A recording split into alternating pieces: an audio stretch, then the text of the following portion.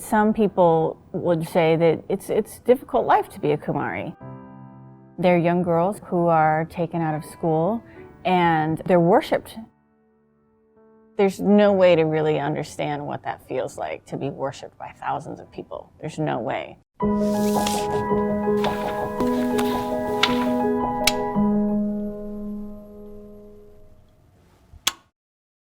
I was in the National Geographic office and I went in to say hello to Sarah Lean, who's the director of photography. And she said, just the person I wanted to see, and told me that she had a story and that I might want to consider on Kumaris, which are living goddesses in Nepal. There's two goddesses, and one is Buddhist and one is Hindu. And they come together and they inhabit the young girl, and she becomes a living goddess. They're instructed to sit very still and just let themselves be worshipped in that way. The idea is that the goddess inhabits them and gives them that self-control, and it's the goddess who's there at that point.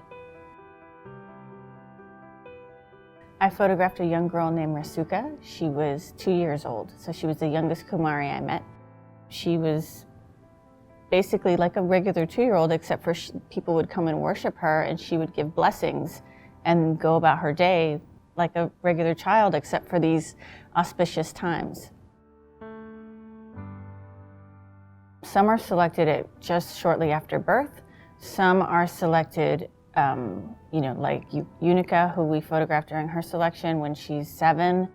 It was really interesting because I met her as a girl before she was a Kumari. And so then I had to worship her as well. I couldn't go into her room or anywhere without bowing to her and giving her a gift and stuff. And so it was interesting just personally to experience that and watch my own relationship with her change.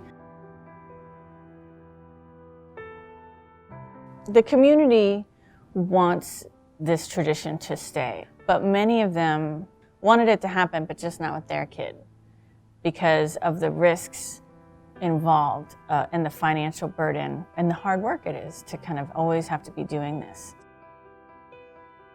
There's value in it for sure, but what does that look like for her long term?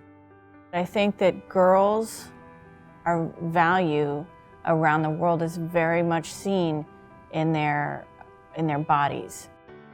From this story, I would like people to come away with understanding the role that these living goddesses play in their society and in their homes, but also see them as the little girls that they are.